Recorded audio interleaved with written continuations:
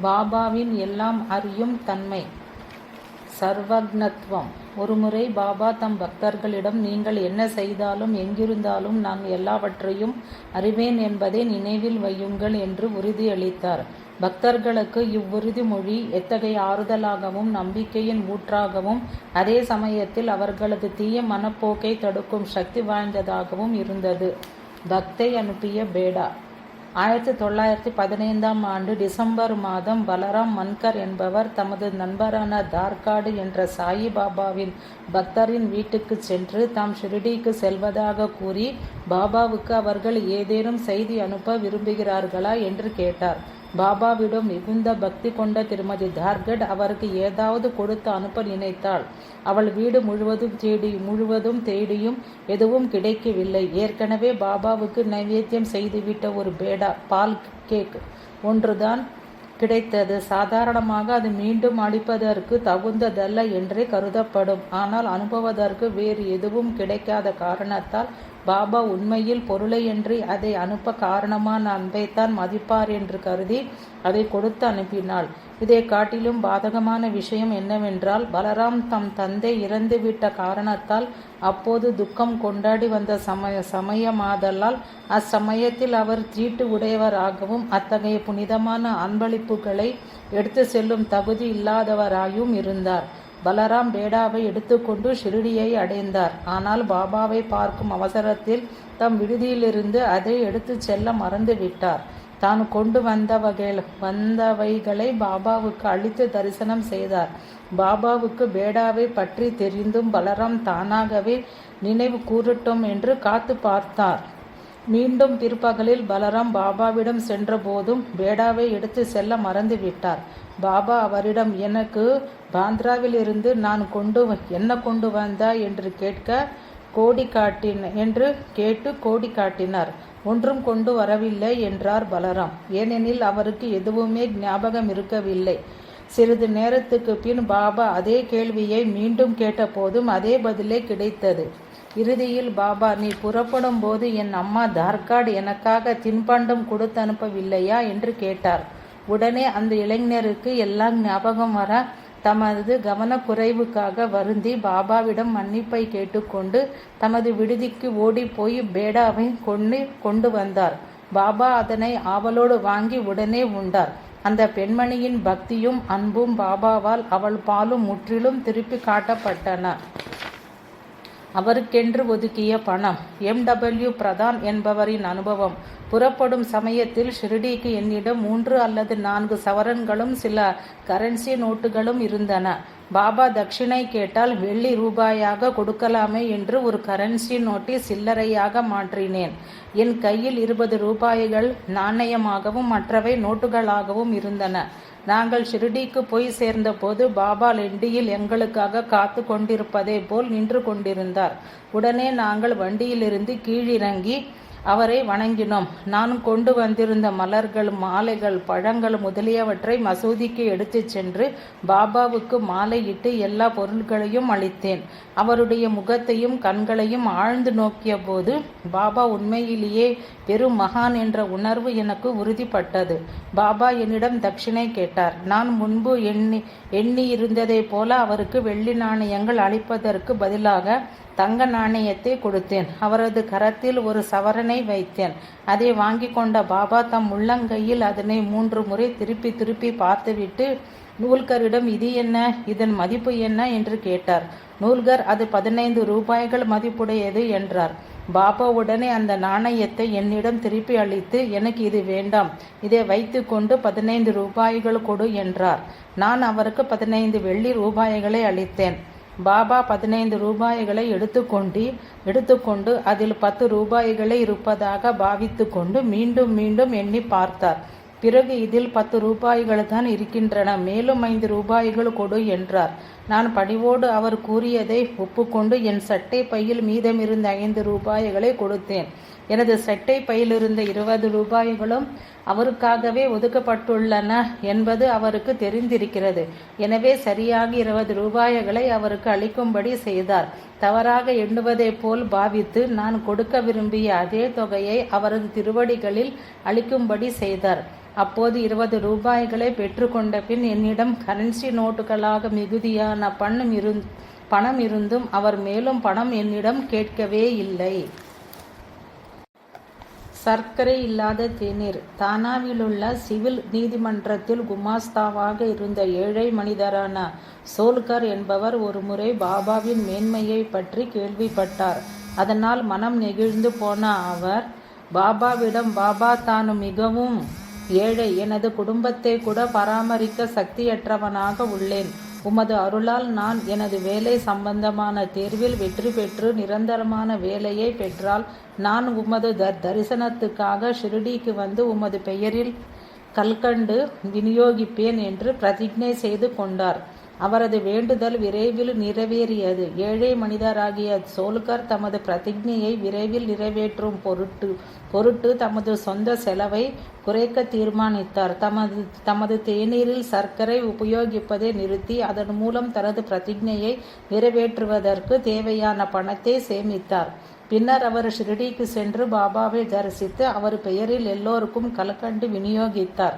அப்போது பாபா மசூதியில் அமர்ந்திருந்த பாபு சாஹேப் ஜோக் என்பவரை விழித்து சோல்கரை சுட்டிக்காட்டி, ஜோக், அவரை உன் வீட்டுக்கு அழைத்துச் சென்று மிகுதியாக சர்க்கரை போட்டு தேநீரை கிண்ணம் கிண்ணமாக கொடு என்றார்.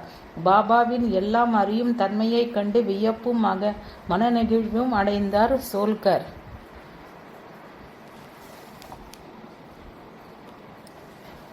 புறங்கூறிய வழக்கறிஞர். ஒருமுறை பண்டரிபுரத்தை சேர்ந்த வழக்கறிஞர் ஒருவர் பாபாவை தரிசித்து வணங்கி அவருக்கு தட்சிணையாக சிறிது பணம் அளித்தார். பாபா அவரை பார்த்துவிட்டு, ஜனங்கள் எவ்வளவு தந்திரசாலியாக இருக்கிறார்கள், அவர்கள் காலில் விழுந்து தட்சிணையை அளிக்கிறார்கள், ஆனால் முதுகுக்கு பின்னால் வசை பாடுகிறார்கள், இது மிகவும் அதிசயமாக இல்லையா என்றார். ஒருவருக்கும் இந்த குறிப்பின் பொருள் விளங்கவில்லை. மசூதிக்கு வெளியே வந்த பிறகு எல்லோரும் பாபா அவ்வாறு கூறியதின் பொருள் என்ன என்று விவாதித்து கொண்டிருந்த போது வழக்கறிஞர் தமது இரகசியத்தை வெளிப்படுத்தினார். பாபா கூறியது முற்றிலும் உண்மையே. அது என்னை குறித்தே கூறப்பட்டது. பண்டரிபுரத்தின் உதவி நீதிபதி தனது ஆரோக்கியத்தை சரி செய்து கொள்வதற்காக ஷிரடியில் தங்கிய போது நாங்கள் சிலர் நீதிமன்றத்தின் வழக்கறிஞர்களது அறையில் அவர் அவ்வாறு வைத்திய உதவிகளை நிராகரித்துவிட்டு ஷிரடியில் தங்குவது அவருக்கு தகுமா என்று விவாதித்து கொண்டிருந்தோம். பாபாவின் மேல் அவருக்குள்ள குருட்டு நம்பிக்கையை பற்றி குறை கூறியவர்களுள் நானும் ஒருவன் என்றார்.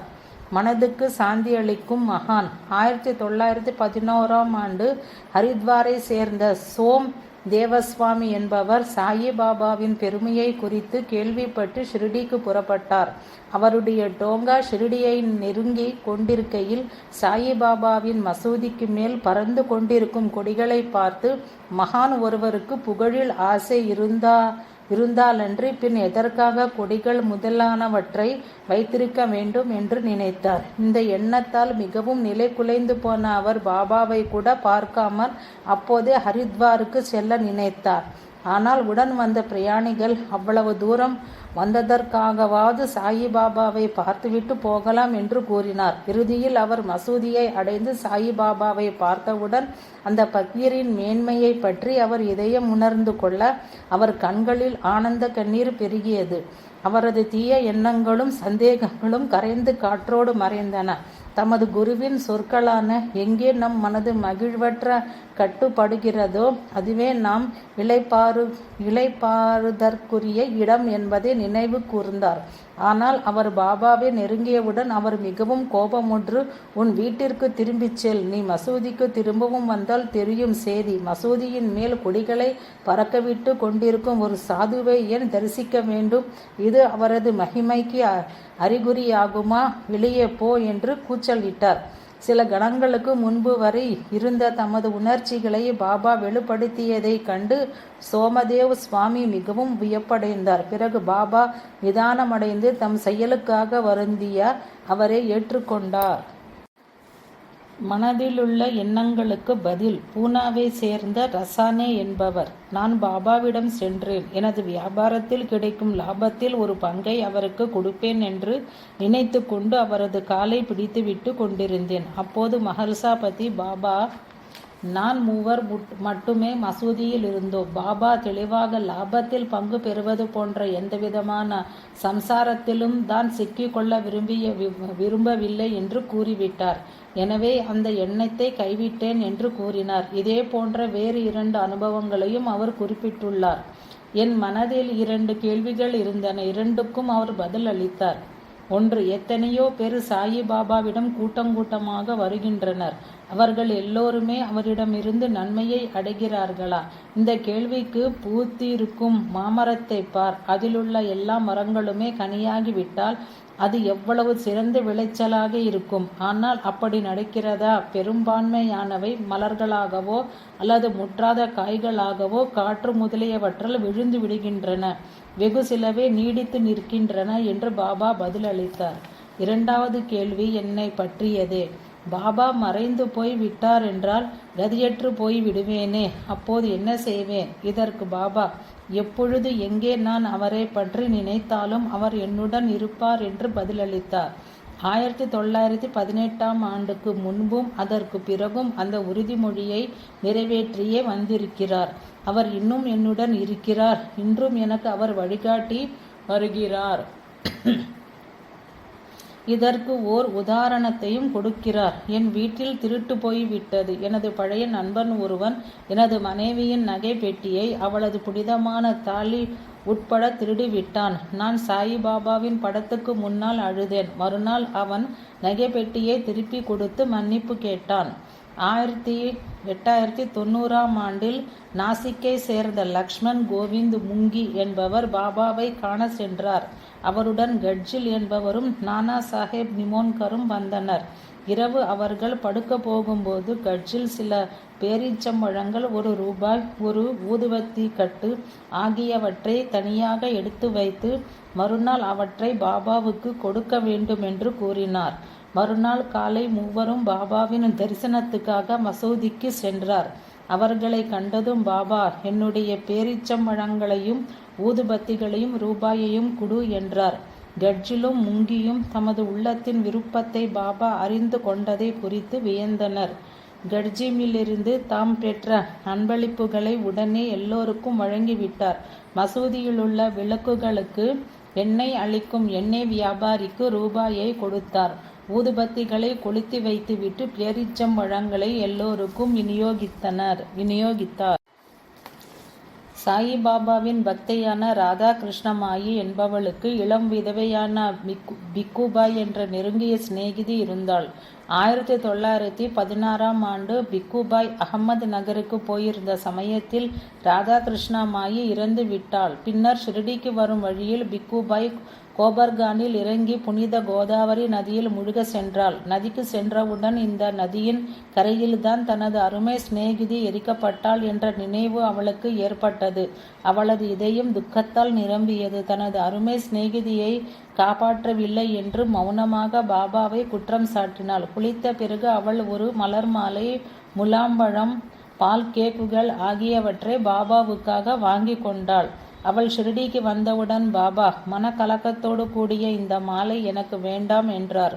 அவரது எதிர்ப்புக்கிடையே அவள் அந்த மாலையை அணிவிக்க முயன்றபோது 2 பகுதிகள் 2 கைகளிலும் மற்றொன்று தரையிலும் விழுந்து விட்டது. பால் கேக்குகளையும் முலாம்பழ துண்டுகளையும் அவள் அவர் முன்பு வைத்தபோது அதை ஏற்றுக்கொள்ளுமாறு தன்னை தூண்டிய தீட்சிதரிடமும் மற்றவர்களிடமும் இந்த பெண்மணி கோதாவரியின் கரையில் அழுது கொண்டிருந்தாள். வருத்தம் உள்ளத்தோடு இவற்றை கொண்டு வந்தால் அவற்றை நான் ஏற்க மாட்டேன் என்றார். பாபா ஷிரடிக்கு வந்த புதிதில் நானா சாஹேப் நிமோன்கரின் மாமாவான ஷிரடியைச் சேர்ந்த பலவந்த்ராவ் ஷாமாவின் தந்தை அவரிடம் பாபாவை பற்றி ஜனங்கள் அவரை ஒரு பைத்தியக்கார பக்கீராக கருதுகின்றனர். அவர் உண்மையிலேயே பைத்தியம் தானோ என்று நானும் சந்தேகிக்கிறேன். நீயும் என்னிடம் வந்து அவரது பார்த்து உன் அபிப்பிராயத்தை கூறு என்றார். ஆரம்பத்தில் பலவந்த்ராவ் பாபாவை பார்க்க செல்லும் போதெல்லாம் அவர் செங்கல் ஒன்றை எடுத்து அவர் மேல் எரிய போவதாய் அச்சுறுத்தி அவரை தூரத்திலேயே நிறுத்தி விடுவார். ஆனால் நானா சாஹேப் நிமோன்கர் பலவந்தராவுடன் சென்றபோது பாபா கல் எதுவும் எரியாது அவர்கள் தமக்கருகில் வர அனுமதித்தார். முதல் பார்வையிலேயே சாயிபாபா நிமோன்கரின் இதயத்தை கொள்ளவே அவர் தம் மாமனிடம் சாயிபாபா நிச்சயமாக பைத்தியம் இல்லை என்றும் அவர் பெரும் மகான் என்றும் உறுதியாக கூறினார். ஆனால் பலவந்த்ராவ் ஏன் பாபா முந்திய சந்தர்ப்பங்களில் கல்லெறிந்தார் என்று வியந்தார். நிமோன்கர் அது ஏனெனில் நீர் அவர் பைத்தியமோ என்று சந்தேகித்தீர், அதனால்தான் என்றார். 1917 ஆண்டு கிறிஸ்துமஸ் விடுமுறையில் சோம்நாத் நிமோன்கர் நானா சாஹேப் நிமோன்கரின் மகன் பிளேக் பரவியிருந்த பூனாவை விட்டு தமது சொந்த ஊரான நிமோன் என்ற இடத்துக்கு புறப்பட்டார். தமது 3 வயதான முதல் மகன் கோபாலையும் தன்னுடன் அழைத்து சென்றவர் போகும் வழியில் ஷிரடியில் தங்கினார். பின்னர் அவர் நிமோனுக்கு போவதற்காக பாபாவிடம் விடை கேட்டபோது பாபா ஊதியை அளித்து தமது வழக்கமான மறை பொருளில் போய் குழந்தையை காப்பாற்று என்றார். சோமநாத் தமது மகனை பாபா சாதாரணமாக ஆசீர்வதிக்கிறார் என்று எண்ணி கோபாலுக்கு சிறிய ஊதியை கொடுத்தார். வீட்டை அடைந்தவுடன் தான் பாபாவின் சொற்களின் பொருள் விளங்கியது. அவரது சகோதரின் 12 நாள் குழந்தை ஒன்று கவலைக்கிடமான நிலையில் இருந்தது. சோமநாத் பாபா கொடுத்த ஊதி தொலைந்து விட்டதை அறிந்து மனம் சோர்ந்து போனார். எனவே குழந்தையை தம் மடியில் வைத்து கொண்டு அவர் மனதார பாபாவிடம் பிரார்த்தித்தார். 15 நிமிடங்களில் குழந்தை குணமடைய ஆரம்பித்தது. ஒரு நாள் பாபா புகை பிடித்து கொண்டிருந்தார். அதை அருகில் இருப்பவர்களுக்கு ஒருவர் மாற்றி ஒருவருக்கு கொடுத்தார். அங்கிருந்த பக்தர்களில் திரு கொலாம்பே என்பவர் பீடி புகைக்கும் வழக்கம் உடையவர். அவர் சற்று தூரத்தில் அமர்ந்திருந்தார். அவருக்கு புகை குழாயிலிருந்து ஓரிரு முறைகள் புகையை இழுக்க வேண்டுமென்று ஆசை ஏற்பட்டது. இந்த எண்ணம் அவர் மனதில் தோன்றியவுடனே பாபா அவரை அழைத்து, ஏ பையா, இங்கே வா, ஏன் அவ்வளவு தொலைவில் அமர்ந்துள்ளாய், அருகில் வந்து புகைப்பிடி என்றார். கொலாம்பே புகைப்பிடிக்கும் கூட்டத்தில் சேர்ந்து புகைப்பிடித்தார். பின்னொரு முறை கொலாம்பே ஷிரடிக்கு சென்றிருந்த போது பாபா கொலாம்பையை தவிர மற்ற எல்லோரிடமிருந்தும் தட்சிணை கேட்டார். அதன் மூலம் பாபா தாம் தமது கெட்ட வழக்கமான குடியை நிறுத்திவிட்டதை தாம் உணர்ந்து கொண்டு விட்டதாக தெரிவிக்கிறார் என்று எண்ணி மிகவும் மகிழ்ச்சி அடைந்தார். பின்னர் எல்லோரும் விடுதிகளுக்கும் திரும்பியதும் அவர் தமக்கு பாபா தட்சிணை கேட்பதிலிருந்து விலக்கு அளித்து விட்டதாக கூறி பெருமை பேசிக்கொண்டார். உடனே பாபா அவருக்கு செய்தி அனுப்பி அவரது கர்வத்துக்கு அபராதமாக அவரிடமிருந்து 2 ரூபாய்கள் தட்சிணை கேட்டு வாங்கி கொண்டார். ஷிரடிக்கு வந்த மற்றொரு பக்தர் தம்மிடமிருந்த தொகையான 18 ரூபாய்களை ரகசியமாக கொலாம்பேயிடம் கொடுத்து விட்டார். பாபா தட்சிணை கேட்டால் தம்மிடம் பணம் இல்லை என்று கூறலாம் என்பது அவரது எண்ணம். பாபா அவரை நோக்கி திரும்பி 2 ரூபாய்கள் தட்சிணை கேட்டுவிட்டு அவர் ஏதேனும் சாக்கு போக்குகள் கொடுக்க இடமளிக்காமல் இவனிடமிருந்து கொலாம்பே வாங்கி கொடு என்றார். அந்த மனிதனின் தந்திரம் பாபாவால் கண்டுபிடிக்கப்பட்டு விட்டது என்பது தெளிவு. அந்த மனிதர் உடனே தட்சிணையை கொடுத்து விட்டார். சின்ன கிருஷ்ணா பாபாவின் அன்பார்ந்த பக்தர். ஒருமுறை ஸ்ரீராம நவமி உற்சவத்தின் போது அவர் ஷிரடிக்கு செல்ல தீர்மானித்தார். பாபாவுக்கு ஏற்றதான அன்பளிப்பு ஒன்றை கடையில் தேடி கொண்டிருந்த போது அழகிய மஸ்லின் துணியொன்றை கண்டு அதை அணிந்து கொண்டால் பாபா எவ்வளவு அழகாக இருப்பார் என்று அதிசயித்தவாறே அதை வாங்கி கொண்டு ஷிரடியை அடைந்தார். வழக்கமாக பாபா இத்தகைய பரிசுகளை ஏற்றுக்கொண்டு பிறகு அவர்களுக்கே திருப்பி கொடுத்து விடுவது வழக்கம். பாபா பரிசு பொருட்களை மும்முரமாக வாங்கி திருப்பி கொடுத்து கொண்டிருக்கும் போது சின்ன கிருஷ்ணா ஒருவருக்கும் தெரியாமல் மஸ்லின் துணியை பாபாவின் ஆசனத்துக்கடியில் பத்திரமாக வைத்தார்.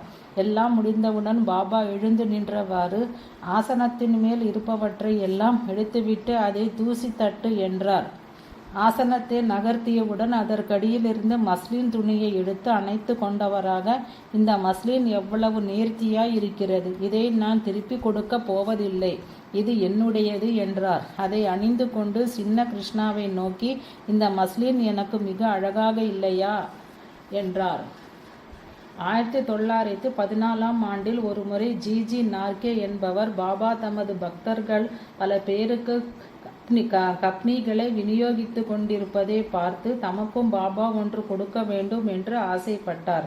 பாபா விநியோகிப்பதை நிறுத்திவிட்டார்.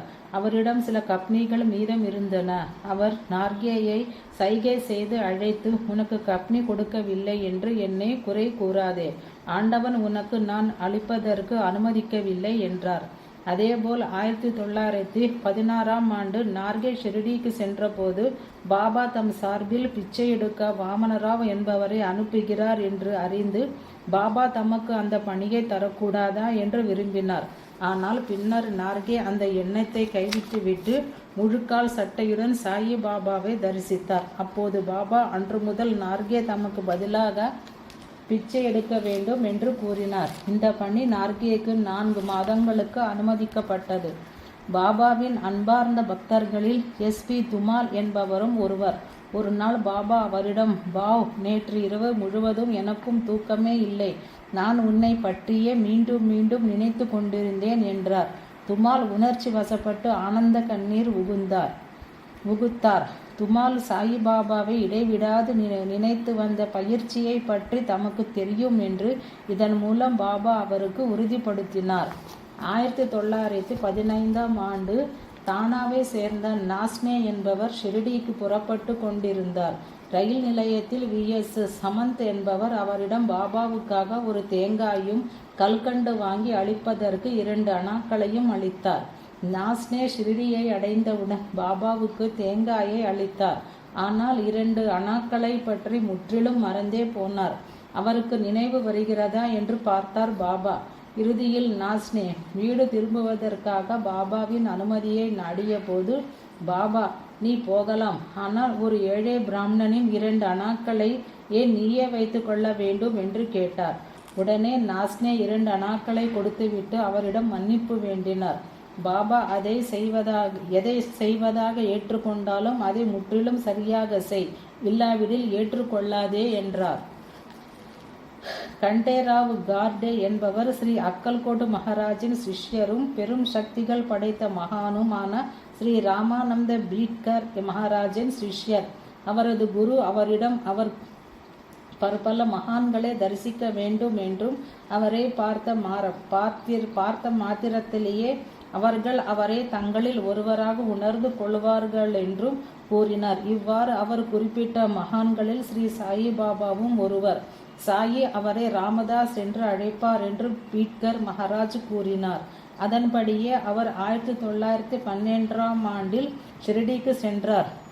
கார்டேயை கண்டவுடன், பாபா, ராமதாஸ் உனக்கு நல்வரவு என்று கூறி வரவேற்றார். கார்டேயை ராமானந்தரின் சிஷ்யர் என்று அவர் குறிப்பிட்டார் என்பது தெளிவு.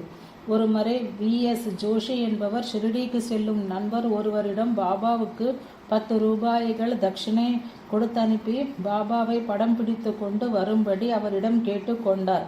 நண்பர் ஷிரடியை அடைந்தவுடன் பாபாவுக்கு தட்சிணையை அளித்தார். ஆனால் படம் பிடிக்க அவருக்கு துணிவிருக்கவில்லை. சில நிமிடங்களுக்கு பிறகு பாபா திடீரென்று அந்த மனிதரிடம் தன்னை படம் பிடிக்கும்படி கூறினார். அவர் பாபாவை உட்கார்ந்த நிலையிலும் நின்ற நிலையிலும் 2 படங்கள் எடுத்தார். எதிர்காலத்தை பற்றிய பாபாவின் அறிவு. 1910 டிசம்பர் மாதத்தில் ஒரு நாள் தீக்ஷிதரும் நானா சந்திரோர்கரும் அவர்களது நண்பரான சஹஸ்ர புத்தேயை பாபாவை தரிசிக்கும்படி தூண்டினார். போகும் வழியில் கோபர்கானில் ஒரு கணவான் அவரை சந்தித்து பாபாவை குறித்து, எனக்கு அந்த பைத்தியக்கார பக்கீரை பற்றி நன்கு தெரியும் என்றார். சஹஸ்ர புத்தே அவரது அபிப்பிராயம் உண்மையிலேயே சரியாயிருக்குமோ என்று சந்தேகித்தார். அவர் ஷிரடியை அடைந்தவுடன் சாயி பக்தரான நூல்கர் அவரை பகல் ஆரத்திக்காக மசூதிக்கு அழைத்து சென்றார். சஹஸ்ர புத்தே பாபாவை வணங்கியதும் அவர், நீ நூல்கரையும் பாபு சாஹேப் ஜோகையும் வணங்க வேண்டும். நீ நூல்கருக்கு மனதார சேவை செய்ய வேண்டும். அது எந்த விதத்திலும் நம்மை தாழ்த்தாது என்றார். அவர் திரும்ப திரும்ப அச்சொற்களை கூறிக்கொண்டே இருந்தார். எனவே சஹஸ்ர புத்தே நூல்கரிடம் அவருக்கு தாம் எந்தவிதமான பணிபுரிய வேண்டும் என்று கேட்டார். குழம்பி போன நூல்கர் அவரிடம், பாபா உம்மிடம் என்ன வேண்டுமானாலும் சொல்வார், ஆனால் இம்மாதிரி என்னை கேலி செய்ய வேண்டாம் என்றார். சஹசிரபுத்தே, நான் கேலி செய்வதாக எண்ண வேண்டாம். உங்களிடம் மறைவான சக்திகள் உள்ளனவா என்று கேட்டார். நூல்கர் எதுவும் இல்லை என்று மறுத்தார். பின்னர் சஹசிரபுத்தே சாயிபாபாவிடம் தன்னை நூல்கருக்கு பணிவிடை புரிய சொன்னதின் பொருள் என்னவென்று திரும்ப திரும்ப கேட்டார். இறுதியில் பாபா, உன்னை போன்ற எருதுகளுக்கு எவ்விதமான அனுபவமும் கிடைக்காது. எவன் அறிகிறானோ அவனே அதை பெற முடியும் என்றார். பாபாவின் சொற்களில் ஏதோ உண்மை புதைந்து கிடக்கின்றதென்றும் அதனை அறியாமல் ஷிரடியை விட்டு செல்வதில்லை என்றும் சஹசிரபுத்தே தீர்மானித்தார். வெளியே கூறாத அவரது எண்ணத்துக்கு மிகவும் சரி என்று பதிலளித்தார் பாபா. பிறகு ஒரு தடவை ஷாமா பாபாவிடம், நீங்கள் சஹசிரபுத்தேக்கு வீட்டுக்கு செல்ல எப்போது அனுமதி அளிப்பீர்கள் என்று கேட்டார். பாபா சற்று தயவின்றி, எனக்கு அவனிடம் தீர்க்க வேண்டிய விஷயங்கள் சில இருக்கின்றன. அவன் நாயை போல இங்கேயே காத்திருக்கட்டும் என்றார். மற்றொரு சந்தர்ப்பத்தில் பாபா நூல்கரை பற்றி, அவன் என்னுடையவன், என்னை தவிர தன்னுடையவர் என்று கூறிக்கொள்ள அவனுக்கு யாருமில்லை என்றார். விரைவிலேயே இந்த மொழிகள் பலித்தன. நூல்கர் நோயுற்றார். தாம் நலமடையும் வரை ஷிரடியை விட்டு செல்வதில்லை என்று தீர்மானித்தார். ஓராண்டுக்கு பின் அவர் மார்ச் மாதத்தில் உடலை நீத்தார். சஹசிரபுத்தே நூல்கரின் இறுதி நாட்களில் அவருக்கு சேவை செய்ய வேண்டியதாயிற்று. பாபாவின் வார்த்தைகள் எவ்வளவு தீர்க்க தரிசனமுடையவை! ஒரு நாள் சஹசிரபுத்தே பாபாவின் முன்னணியில் அமர்ந்திருந்தார். திடீரென்று குரு சிஷ்யனை தன்னை போலவே ஆக்குகிறார் என்று சாஸ்திரங்கள் கூறுகின்றனவே, ஏன் பாபா என்னை தன்னை போல ஆக்கவில்லை என்ற எண்ணம் அவர் மனதில் எழுந்தது. 3 நாட்கள் வரை இதே எண்ணமே மீண்டும் மீண்டும் தோன்றிக் கொண்டே இருந்தது. இறுதியாக பாபா ஷாமாவிடம் சஹசிரபுத்தேயை சுட்டிக்காட்டி, இந்த பயல் என்னை துரத்திவிட்டு என் இடத்திற்கு வர விரும்புகிறான். ஆனால் அதற்கு ஏராளமான பொறுமை தேவை என்றார். வெளியே கூறாத ஒரு எண்ணத்துக்கு பாபா மறுமொழி கூறுகிறார் என்பது சஹசிரபுத்தேயை தவிர வேறு எவருக்கும் தெரியாது. 1910 டிசம்பர் மாதம் தாம் இறப்பதற்கு சிறிது காலமே இருக்கும்போது நூல்கர் சஹசிரபுத்தேயிடம், சாயி, என் கடைசி காலத்தில் நான் கஷ்டப்படக்கூடாதென்று எனக்கு பணி செய்வதற்காக உம்மை கொண்டு வந்திருக்கிறார் என்றார். இறப்பதற்கு சிறிது காலம் முன்னால் நூல்கர் வீட்டிற்கு செல்ல விரும்பினார். முதலில் பாபா அவருக்கு விடை கொடுத்தார். பின்னர் அவரை திரும்ப கூப்பிட்டு, அவனை லெண்டிபாகில் எரித்துவிட்டு போ என்றார். அவர் கூறியதன் பொருள் எவருக்கும் விளங்கவில்லை. மஹல்சாபதிக்கும் கூட நூல்கருக்கு ஏதோ கெடுதல் ஏற்பட போகிறது என்பதை தவிர வேறு எதுவும் சொல்ல முடியவில்லை. உண்மையில் நூல்கரின் கடைசி விருப்பப்படி அவர் லெண்டிபாகில் தகனம் செய்யப்பட்டார். மேற்கூறிய சொற்களை பாபா கூறியபோது அவனை என்று நூல்கரின் உடலையே குறிப்பிட்டார். ஏனெனில் உண்மையில் மனிதன் அழிவற்ற ஆத்மாவே, உடல் மட்டுமே அழியக்கூடியது. எனவே அதை தகனம் செய்ய வேண்டியது அவசியமாகிறது. மேலும் நூல்கர் ஆகிய ஆத்மா என் முழு அறிவோடு உடலை உதறிவிட்டு தனது உண்மையான ஆத்மீக உலகுக்கு செல்லும் என்பது உறுதிமொழியும் ஆகிறது. உண்மையில் நூல்கர் தம் முழு பிரக்ஞையோடு பாபாவின் மேல் நிலைத்த மனதோடு பாபாவின் பாத தீர்த்தத்தை சஹசிரபுத்தே தம் வாயில் ஊற்றிய பிறகே உயிர் நீத்தார். பாபாவின் எல்லாம் அறியும் தன்மை தமது பக்தர்களின் இறந்த காலம் முழுவதையும் அவர்களது முந்தைய பிறப்பையும் கூட அறிய வல்லதாக இருந்தது. அவநம்பிக்கையாளர்கள் பாபா கூறும் இறந்த காலத்தை பற்றிய குறிப்புகளை பிறருக்கு தம்மால் ஒருவித மதிப்பு அச்சத்தை ஏற்படுவதற்காக கையாளப்படும் ஒரு தந்திரம் என்று கூறலாம். ஆனால் பாபாவின் மேன்மையை விளக்கும் மற்ற எத்தனையோ உண்மைகளையும் அவரது பணிவு முதலான நற்குணங்களையும் கவனியாது மேற்கூறியபடி முடிவு கட்டுவது தமது குருட்டுத்தனத்தையே காட்டுகிறது. மேலும் உள்நூலில் தற்கால விஞ்ஞானிகளான பேராசிரியர் ஸ்டீவன்சன் போன்றவர்கள் செய்துள்ள ஆராய்ச்சிகள் இந்த உண்மையை வலியுறுத்துவதாக அமைந்துள்ளன. பதஞ்சலி யோக சூத்திரங்களை பற்றிய சிறந்த இலக்கியங்களில் குறிப்பிட்ட ஆத்மீக சாதனைகள் மூலம் பிறரது இறந்த காலத்தை பற்றியும் முற்பிறப்புகளை பற்றியும் தன்னுடைய முற்பிறப்பை பற்றியும் அறியலாம் என்று குறிப்பிடப்பட்டுள்ளது. எவருடைய வெறுப்புகளுக்கும் அப்பாற்பட்டதான உண்மை என்பதின் மேல் ஒருவருக்கு உண்மையான ஆர்வம் இருக்குமாகில் இந்த மறுபிறப்பு என்ற உண்மையை அடாவிடியாக தள்ளிவிட முடியாது. பாபா தமது எல்லாம் அறியும் திருஷ்டியினால் தன் கடந்த காலம் முழுவதும் தன்னை கவனித்து வந்திருக்கிறார் என்று பக்தர் ஒருவர் அறியும்போது அவர் பாபாவின் மேல் எவ்வளவு தூரம் நன்றிக்கடன் பட்டவராக தன்னை நினைப்பார். இவ்வாறாக வெளிப்பார்வைக்கு தெரியும் நிகழ்கால சுகதுக்கங்களுக்கும் அடிப்படையான மேலான நீதியை பற்றி முடிவு கட்டும் தகுதியான ஒருவர் பாபாவே என்று பக்தர்களுக்கு உறுதி ஏற்படுகிறது. அதன் மூலமாக அவர் சில சமயங்களில் அவர்களது சில துன்பங்களை தீர்த்தும் இன்னும் சில துன்பங்களை அவர்கள் அனுபவிக்கும்படி செய்தாலும் அவர்கள் திருப்தியுடன் அதை ஏற்று அனுபவிக்கிறார்கள்.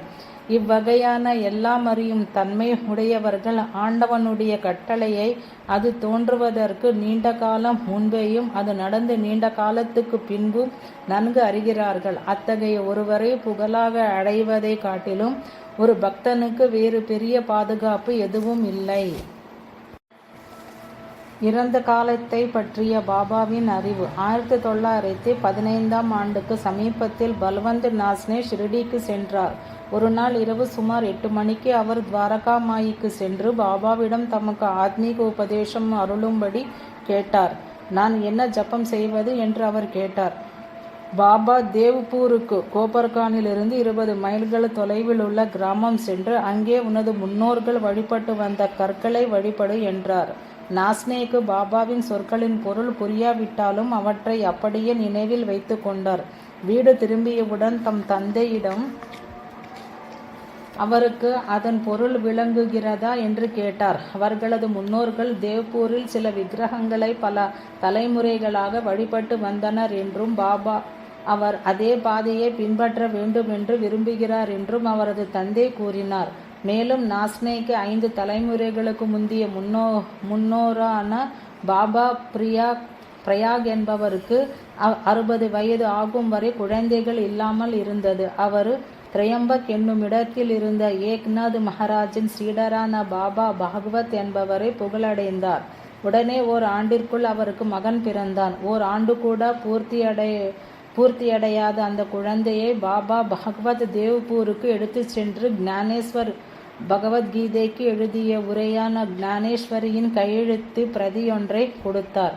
மிக அதிசயம் உறும் வண்ணம் பல தலைமுறைகளுக்கு பிறகும் கூட அந்த பிரதியை கோயிலிருந்து வெளியே எடுக்கும்போது சுபமான சகுனங்கள் தோன்றும். குழந்தைக்கு அந்த பிரதியை கொடுத்தது முதற்கொண்டு அந்த குடும்பத்தில் தோன்றுபவர்கள் தேவ்பூருக்கு சென்று அந்த குருவின் பரம்பரையை சேர்ந்தவர்களிடமிருந்து தீட்சை பெறுவது அவர்கள் மரபு ஆயிற்று. நாஸ்னேயின் கேள்விக்கு பாபா அளித்த தெளிவான பதிலில் இவை யாவும் அடங்கி இருந்தன. 1927ஆம் ஆண்டு வரை நாஸ்னே பாபாவின் அறிவுரையை பின்பற்றவில்லை. அந்த ஆண்டில் நாஸ்னே நானு மகாராஜ் என்ற பெயருடைய பெரும் மகான் ஒருவரை சந்திக்கும்படி நேரிட்டது. அவர் 15 வயது கூட நிரம்பாதவராக இருந்தார். நாஸ்னேயை கண்டவுடன் தேவ்பூருக்கு சென்றாயா என்று கேட்டார். தன்னிடம் கேட்கப்பட்ட மிக பொருத்தமான அந்த கேள்வியை கேட்டு வியப்படைந்த நாஸ்னே தான் செல்லவில்லை என்று ஒப்புக்கொண்டு அதற்குரிய காரணங்களையும் விளக்கினார். நானு மகாராஜ், உங்கள் குரு பரம்பரையில் உன்னை காட்டிலும் வயதானவர் இல்லாவிடில் என்ன?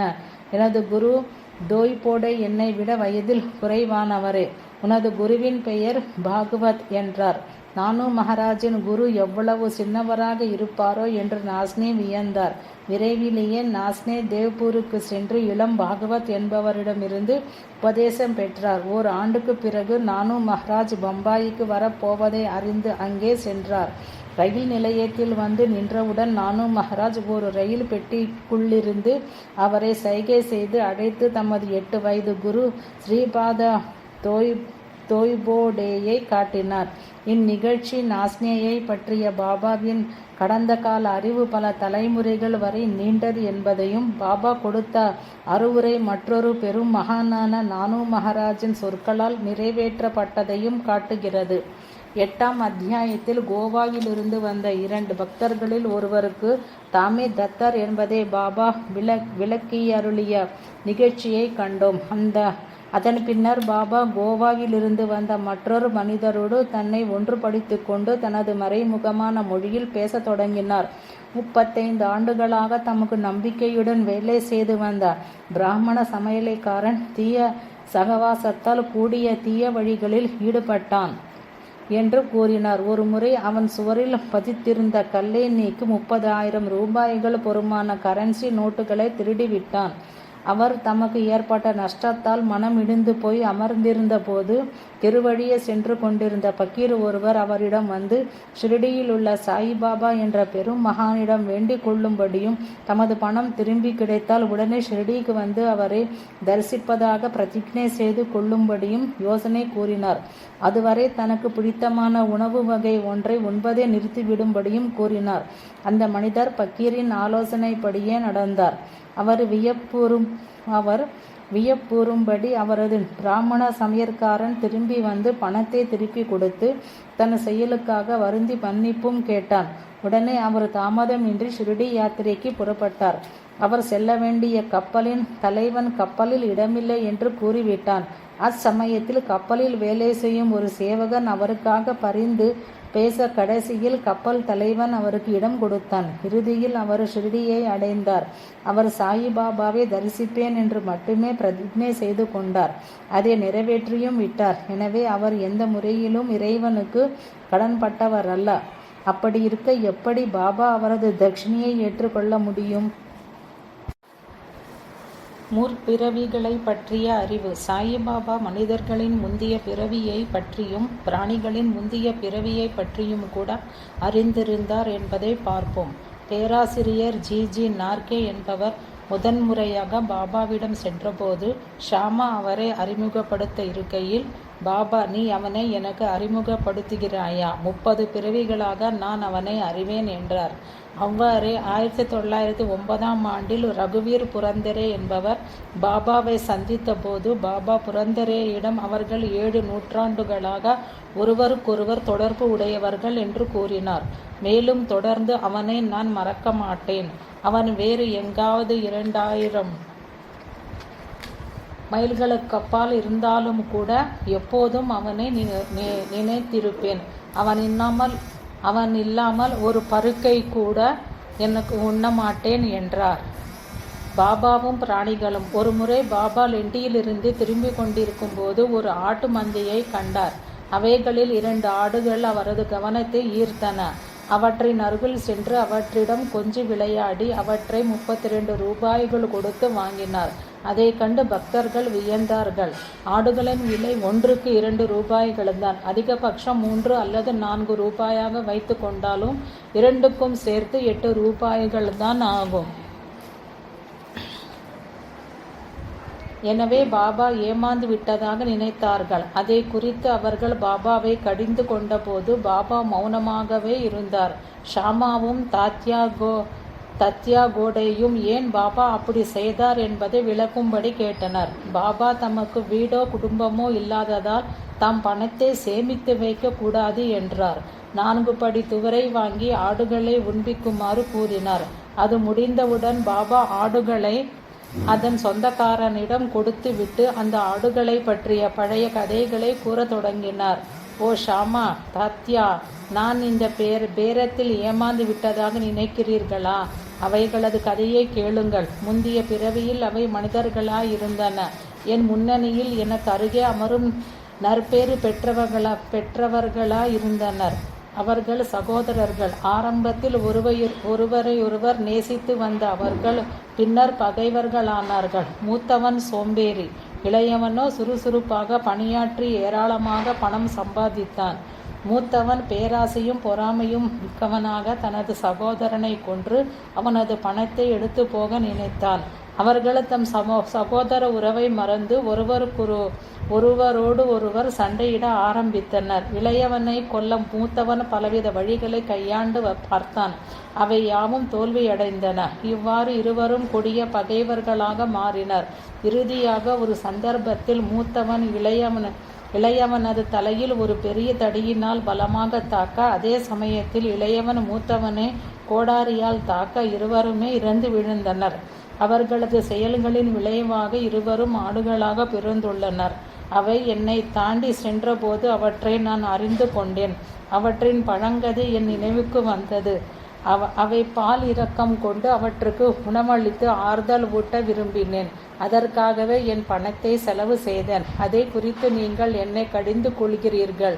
நான் வாங்கியதை நீங்கள் விரும்பவில்லையாததால் அவைகளை இடையனிடமே கொடுத்து அனுப்பிவிட்டேன் என்றார். சாயிபாபா ஆடுகளிடமும் அவ்வளவு தூரம் அன்பு காட்டினார்.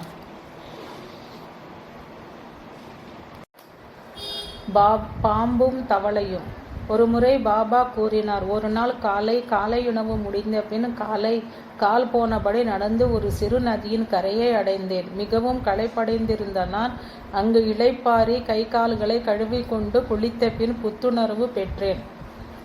அங்கு நிழல் தரும் மரங்கள் சூழ்ந்த ஒரு ஒற்றையடி பாதையும் வண்டி பாதையும் இருந்தன.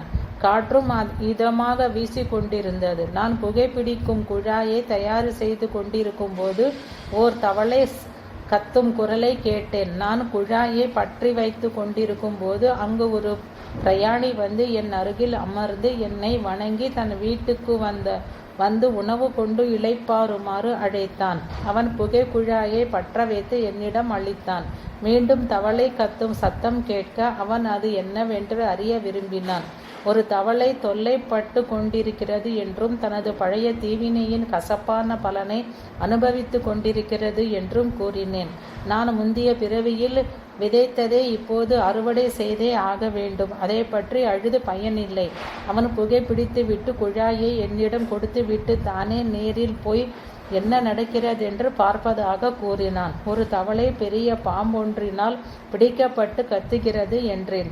இரண்டுமே போன பிறவியில் மிக கொடியவர்களாயிருந்து அவைகளது செய்கைகளின் பலனை இப்போது இவ்வுடலில் அனுபவிக்கின்றன. அவன் சென்று பார்த்தபோது கரிய பாம்பு ஒன்று பெரிய தவளையொன்றை தன் வாயில் கவ்வி கொண்டிருப்பதை கண்டான். அவன் என்னிடம் திரும்பி வந்து, இன்னும் 10-12 நிமிடங்களில் பாம்பு தவளையை தின்றுவிடும் என்றார். அது நடவாது. நான் தவளையின் தந்தை, பாதுகாவலர். நான் இங்கே இருக்கும்போது பாம்பு அதை தின்னுமாறு அனுமதிப்பேனா? நான் இங்கே வீணுக்கா இருக்கிறேன்? நான் அதை எப்படி விடுவிக்கிறேன் என்று பார் என்றேன். மீண்டும் புகை பிடித்து கொண்டு நாங்கள் அந்த இடத்துக்கு சென்றோம். அவன் பயந்து போய் மேலே செல்ல வேண்டாம் என்றும் பாம்பு தங்களை தாக்கலாம் என்றும் கூறினான். அவனை பொருட்படுத்தாமல் நான் முன்னே சென்று அந்த பிராணிகளிடம், ஓ வீரபத்ரப்பா, உனது பகைவன் தவளையாக பிறந்த பிறகும் தன் செய்கைக்காக வருந்தவில்லையா? நீயும் பாம்பாக பிறந்தும் இன்னும் அவனிடம் கொடிய பகையுணர்ச்சியை கொண்டிருக்கிறாயே. இனியாகிலும் உங்கள் செய்கைக்காக வெட்கப்பட்டு அமைதியை அடையுங்கள் என்று கூறினேன். இம்மொழிகளை கேட்ட பாம்பு உடனே தவளையை விட்டு நதிக்குள் மூழ்கி மறைந்தது. தவளையும் எகிரி குதித்து புதர்களிடையே மறைந்து கொண்டது. பிரயாணி வியப்படைந்து போனான். பாம்பு எப்படி அவரது மொழிகளை கேட்டு தவளையை விட்டு மறைந்தது என்பதும், யார் வீரபத்ரப்பா, யார் அவனது பகைவன், அவர்களது பகைமைக்கும் காரணம் என்ன என்பது எதுவும் எனக்கு விளங்கவில்லை என்றான். மரத்தடிக்கு திரும்பி அவனோடு சேர்ந்து சில முறைகள் புகை இழுத்து விட்டு மர்மம் முழுவதையும் விளக்கினேன்.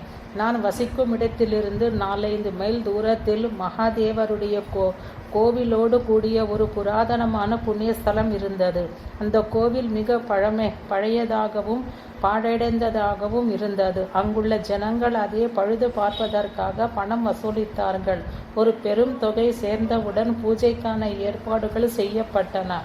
செப்பணிவதற்கான செலவுகளை பற்றிய தோராய மதிப்பு திட்டங்கள் தயாரிக்கப்பட்டன. உள்ளூர் பணக்காரன் ஒருவனை நிதி பொறுப்பாளராக்கி முழு வேலையும் அவனிடம் ஒப்படைத்தனர். அவன் முறையாக கணக்குள் எழுதி தன் வேலைகளில் நேர்மையாயிருக்க வேண்டும். அவனோ முதல் தரமான கஞ்சன். செப்பனிடும் வேலைக்காக மிக கொஞ்சமே செலவு செய்தான். எனவே அதன் விளைவாக வேலை மிக சிறிதளவே முன்னேறிற்று. வசூலித்த தொகையில் ஒரு பாகத்தை தானே கபளீகரம் செய்தான். இனிமையாக பேசுவதில் திறமைசாலியான அவன் வேலை முன்னேறாததற்கு பலவித சாக்குப்போக்குகள் கூறி சமாளித்தான். மக்கள் மீண்டும் அவனிடம் சென்று அவனது உதவியும் முயற்சியும் இன்றி வேலை முடிவடையாது என்று கேட்டுக்கொண்டனர். மீண்டும் நன்கொடை வசூலித்து அனுப்பினர். அதை பெற்றுக்கொண்ட அவன் முன்போலவே வேலை எதுவும் செய்யாது வாளாவி இருந்தான். சில நாட்களுக்கு பின் அவனது மனைவியின் கனவில் மகாதேவர் தோன்றி, எழுந்திரு, கோவிலின் கூரையை கட்டு, நீ செலவழிப்பதைப் போல 100 மடங்கு உனக்கு நான் தருவேன் என்றார். அவள் தன் கணவனிடம் இந்த கனவை பற்றி கூறினாள். அதனால் தனக்கு செலவு வரும் என்று பயந்த அவன், அது வெறும் கனவுதான் என்றும் அதை நம்பி செயல்படக்கூடாதென்றும், இல்லாவிடில் ஏன் கடவுள் அவனிடம் தோன்றி சொல்லவில்லை என்றும் கூறினான். அவன் என்ன அவளிடமிருந்து மிக தொலைவிலியா இருக்கிறான்? கணவனுக்கும் மனைவிக்கும் இடையே மனக்கசப்பை ஏற்படுத்தக்கூடிய இது உண்மையில் ஒரு கெட்ட கனவே என்றான். எனவே அவள் மௌனமாய் இருக்க வேண்டியதாயிற்று. கொடுப்பவர்களின் இஷ்டத்துக்கு விரோதமாக வசூலிக்கும் பெருந்தொகைகளை இறைவன் விரும்புவதில்லை. மாறாக பக்தியோடும் அன்போடும் ஆர்வத்தோடும் கொடுக்கப்படும் அற்பமான பொருளை கூட மிகவும் விரும்பி ஏற்பான். சில நாட்களுக்கு பின் இறைவன் மீண்டும் அவளது கனவில் தோன்றி, உனது கணவனை பற்றியோ அவனிடம் இருக்கும் பணத்தை பற்றியோ பொருட்படுத்தாதே. கோவிலுக்காக பணம் செலவழிக்கும்படி அவனை வற்புறுத்தாதே. நான் விரும்புவது உண்மையான பக்தியைத்தான். உனக்கு விருப்பமானால் உனக்கு சொந்தமானது எதையாவது கோவிலுக்காக கொடு என்றார். இந்த கனவை பற்றி தனது கணவனிடம் கலந்து பேசிய அவள் தனது தந்தை தனக்களித்த நகைகளை ஆண்டவனுக்கு கொடுக்க தீர்மானித்தாள். அதை கேட்டு மனம் நிம்மதியிழந்த அந்த கஞ்சன் இறைவனையும் கூட ஏமாற்ற தீர்மானித்தான். அவன் தன் மனைவியின் நகைகளை குறைவாக மதிப்பிட்டு 1000 ரூபாய்களுக்கு தானே வாங்கி கொண்டான். அந்த தொகைக்கு பதிலாக நிலம் ஒன்றை ஆண்டவனுக்கு அறக்கொடையாக அளித்தான். மனைவி இதற்கு ஒப்புக்கொண்டாள். அந்த நிலமும் அவனுக்கு சொந்தமானதல்ல. துபகி என்ற பெயர் கொண்ட ஒரு ஏழை பன்மேனியுடையது. அவள் அதை அவனிடம் 200 ரூபாய்களுக்கு அடமானமாக வைத்திருந்தாள். நீண்ட காலமாக அவளுக்கு அதை மீட்க முடியாமல் போயிற்று. எனவே தந்திரசாலியான இந்த கஞ்சன் தனது மனைவி துபகி ஏன் கடவுளை கூட இவ்விதமாக ஏமாற்றினான். அந்த நிலமோ தரிசாகவும் எதற்கும் பயன் இல்லாததாகவும் நல்ல மழை காலத்தில் கூட எதுவும் விளையாததாகவும் இருந்தது. இந்த விஷயம் இவ்வாறு முடிவடைய நிலம் கோவிலை சேர்ந்த ஏழை பூசாரியின் வசம் ஒப்புவிக்கப்பட்ட அவர் மிகவும் மகிழ்ந்தார். சிறிது காலத்துக்கு பின் பெரும் மழையும் புயலும் ஏற்பட்டன. நமது கஞ்சனின் வீட்டை இடிக்காக அவனும் மனைவியும் உயிரிழந்தனர். துபகியும் உயிர் விட்டாள். மறுபிறவியில் பணக்கார கஞ்சன் மதுராவில் ஒரு பிராமண குடும்பத்தில் பிறந்து வீரபத்ரப்பா என்று அழைக்கப்பட்டான். அவனது பக்தி மிகுந்த மனைவி கோயில் பூசாரியின் மகளாக பிறந்து கௌரி என்று பெயரிடப்பட்டாள். துபகி என்ற பெண்மணி சென்னபசப்பா என்ற பெயர் கொண்ட ஆணாக பிறந்தாள். கோயில் பூசாரி எனது நண்பன். அவன் அடிக்கடி வந்து என்னை கண்டு பேசி புகை பிடித்துவிட்டு போவான். அவனது மகள் கௌரியும் என்பால் பக்தி கொண்டிருந்தாள். அவள் வேகமாக வளர்ந்து வந்தாள். தந்தை அவளுக்கு வரன் பார்த்து கொண்டிருந்தார். அதை பற்றி கவலைப்பட வேண்டாம் என்றும் மணமகனே அவளை தேடி வருவான் என்றும் நான் கூறினேன். பின்னர் அவர்களது ஜாதியை சேர்ந்த வீரபத்ரப்பா என்ற ஒரு ஏழை பையன் உணவு வியாசித்து கொண்டு பூசாரியின் வீட்டுக்கு வந்தான். என் அனுமதியோடு கௌரியை அவனுக்கு மனம் முடித்தனர். அவனுக்கு கௌரியை மனம் புரிவிக்க நான் சிபாரிசு செய்ததால் அவனும் ஆரம்பத்தில் என்பால் பக்தி கொண்டிருந்தான். இந்த பிறவியிலும் அவன் பணத்துக்காக ஆசைப்பட்டு என்னிடம்தான்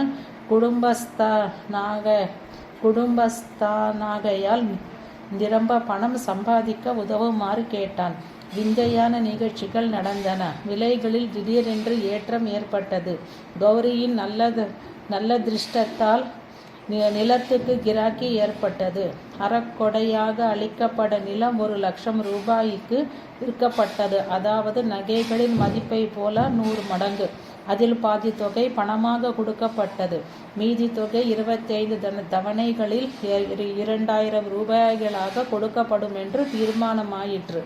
எல்லோரும் இந்த பேரத்துக்கு ஒத்துக்கொண்டாலும் பணத்தை குறித்து சண்டையிட ஆரம்பித்தனர். அவர்களும் என்னிடம் யோசனை கேட்க வந்தனர். அந்த சொத்து ஆண்டவனுடையது. பூசாரியின் வசம் ஒப்புவிக்கப்பட்டுள்ளது.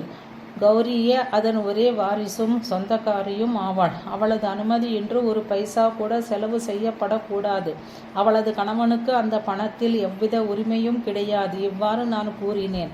எனது கருத்தை கேட்ட வீரபத்ரப்பா என் மேல் கடுங்கோபம் கொண்டு கௌரியிடனுடைய சொத்தை கவர்ந்து கொள்ள நான் திட்டம் போடுவதாக கூறினான்.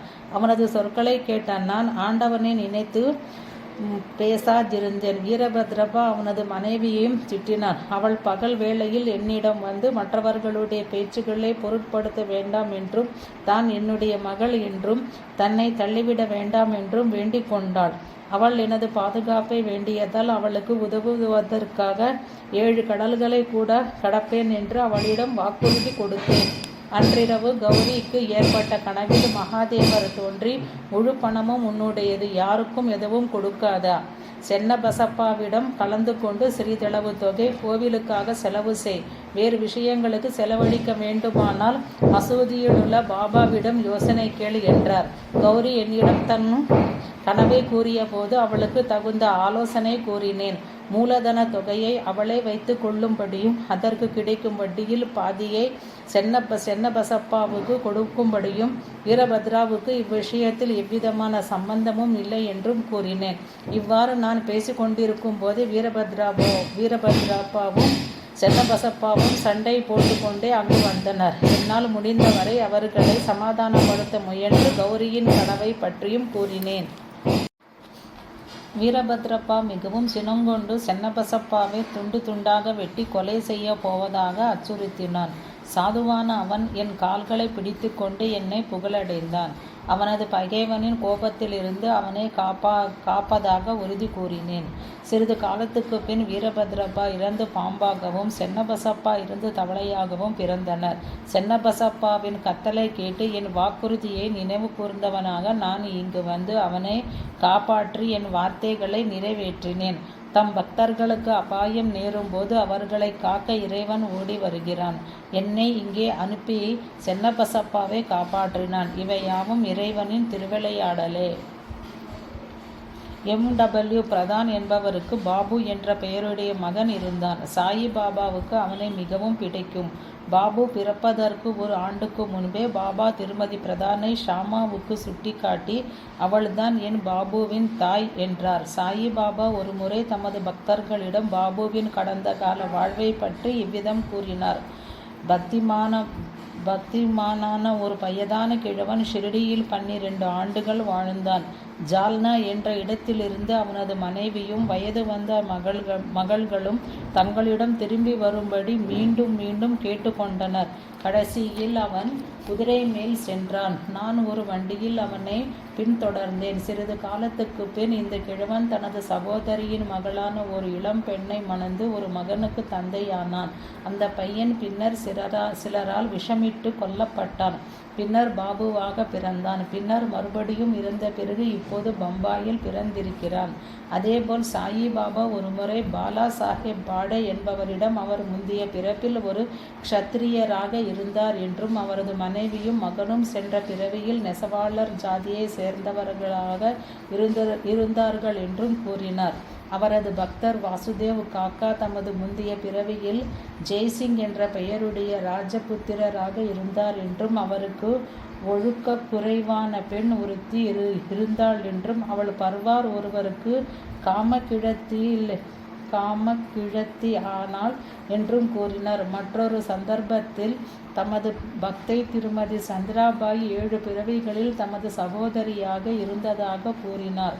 ஒரு நாள் ஒரு முஸ்லிம் பக்தரின் முன்னணியில் பாபா வயதான கிழவி ஒருத்தியிடம் காலில் முள் குத்துவதையும் பெற்றோரில் ஒருவரை இழப்பதையும் பற்றி பூடகமாக பேசினார். யாரை குறித்து பேசினார் என்பதை ஒருவராலும் கண்டுபிடிக்க முடியவில்லை.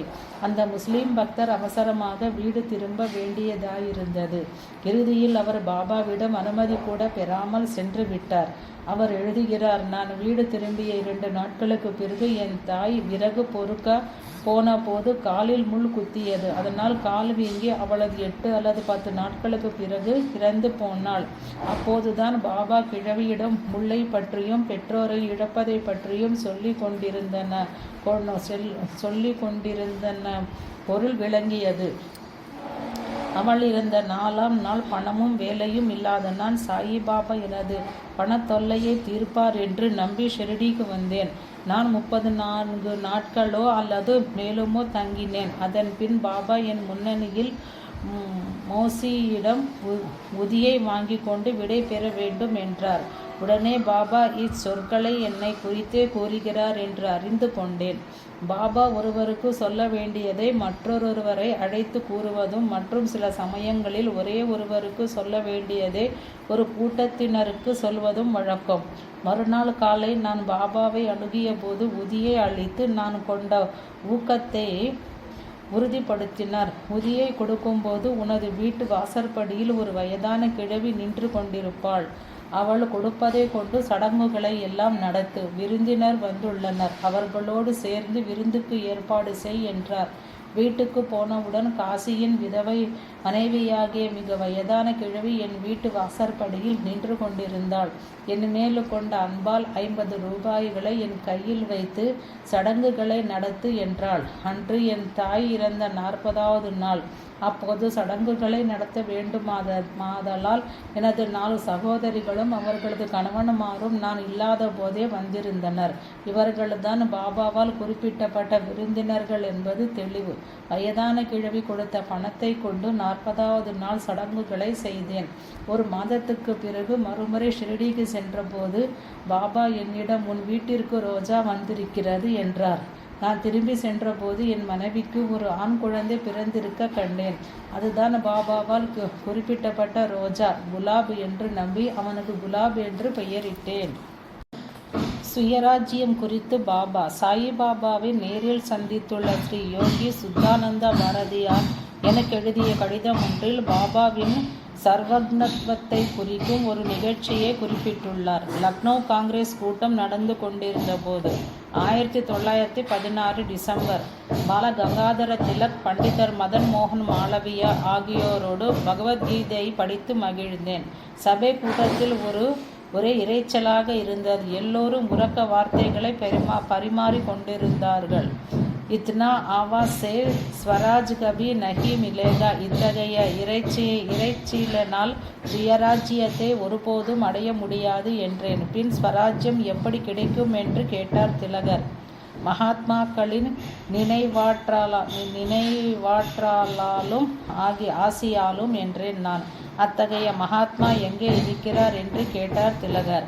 நானும் கபர்டேயும் ஒரே குரலாக ஷிரடியில் இருக்கிறார், அவர்தான் சாயி பாபா என்றோம். மறுநாள் நாங்கள் யாவரும் ஷிரடிக்கு புறப்பட்டோம். கோபர்கானிலிருந்து வண்டியில் சென்று ஷிரடியை காலை 7 மணிக்கு அடைந்தோம். குளிர்ந்த நீரில் குளித்துவிட்டு சாயிராமின் தரிசனத்துக்காக சென்றோம். அவர் ஒரு வேப்பமரத்தடியில் அமர்ந்திருந்தார். என்னை அவர் அன்போடு அழைத்தார். நான் ஹிந்தியில் ஒரு பாட்டு பாடினேன். பின்னர் அவர் இத்னா ஆவாஸ் சே ஸ்வராஜ் கபி நஹி மிலேகா என்று லக்னோ காங்கிரஸில் நான் கூறிய அதே சொற்களை கூறினார். நான் வியப்பினால் திகைத்து போனேன். பின் எவ்வாறு கிடைக்கும் என்று கேட்டார் திலகர். போய் தூங்கு, அதற்கென்று தேர்ந்தெடுக்கப்பட்ட மனிதன் வருவான் என்று பதில் கிடைத்தது. திலகர் மௌனமாக நின்றார். பாபா கபர்டேயிடம் பகவத்கீதையின் 12ஆம் அத்தியாயத்தை படிக்க சொன்னார். பிறகு இதுதான் வழி, அல்லாஹ் அச்சா கரேகா, ஆண்டவன் உதவி செய்வான், சுப் ரஹோ, மௌனமாய் இரு என்றார். பின்னர் அவர் திலகரிடம், உன்னை அர்ப்பணித்து கொண்டு சோதனைகளை தாங்கிக்கொள், தியாகம் ஒருபோதும் வீணாவதில்லை, ஆண்டவன் தன் இஷ்டத்தை நிறைவேற்றி கொள்ளும்படி விட்டுவிடு, மௌனமாக எல்லாவற்றையும் கவனித்து கொண்டிரு என்றார். பாபா என்னுடன் தெலுங்கில் பேசி வேமனா என்ற கவியான மகானின் சொற்களை எடுத்து பேசினார். மனசு தோன முக்தி, அதாவது முக்தி என்பது மனதிலேயே உள்ளது என்றார். நான் தெலுங்கிலும் ஹிந்தியிலும் தமிழிலும் ஆங்கிலத்திலும் பாட்டுக்கள் பாடினேன். பின்னர் திலகர், உள்ளத்தின் ஆழத்திலிருந்து பேசும் யாவருக்கும் உரிய ஒரு மகான் அவர் என்றார். பாபா மௌனத்தை மிகவும் விரும்பினார். அடிக்கடி அப் இப்பொழுது, ஜப் ஜப் எப்போதும், தப் தவம் செய், சுப் மௌனமாயிரு என்றார். ஒரு நாள் அவரை பக்தி பாடல்களால் புகழ்ந்தனர். அவர் அமைதியாக அமர்ந்திருந்தார். அவர் ஏன் நாம சங்கீர்த்தனத்தில் கலந்து கொள்ளவில்லை என்று வினவினேன். உடனே அவர், அது கானம், இது ஞானம், அது அவர்களுக்கு விருப்பமானது, இது எனக்கு பிடித்தமானது என்றார். ஒரு நாள் மௌலானா ஜவஹர் அலி பாபாவிடம், உமக்கு அல் குரானும் ஷரியதும் முஸ்லிம்களின் புனித சட்டம் தெரியுமா என்று கேட்டார். பாபா, நான் எந்த புத்தகமும் படித்ததில்லை, எனக்கு தெரிந்ததெல்லாம் அகமுக நோக்கு, அதன் மூலம் ஆத்மாவிலிருந்தே எல்லாவித அறிவும் வருகிறது என்றார். 2 பள்ளிகள். ஒரு சமயம் பாபா மசூதியில் அமர்ந்திருந்தார். ஒரு பக்தர் அவர் எதிரே வந்தமர்ந்த போது ஒரு பள்ளி சப்தித்தது. ஆர்வத்தால் உந்தப்பட்ட பக்தர் பாபாவிடம் பள்ளியின் அந்த சப்தம் எதை குறிக்கிறது என்றும் அது நல்ல சகுனமா அல்லது தீயதா என்றும் வினவினார். பாபா, அந்த பள்ளியினுடைய சகோதரி அவுரங்காபாத்திலிருந்து அதை பார்க்க வந்து கொண்டிருப்பதால் மகிழ்ச்சியால் சத்தம் போட்டது என்றார். பாபாவின் சொற்களுக்கு பொருள் விளங்காது அவர் வாளாவிருந்தார். சிறிது நேரத்தில் அவுரங்காபாத்திலிருந்து ஒரு கணவான் பாபாவை பார்க்க குதிரையில் வந்தார்.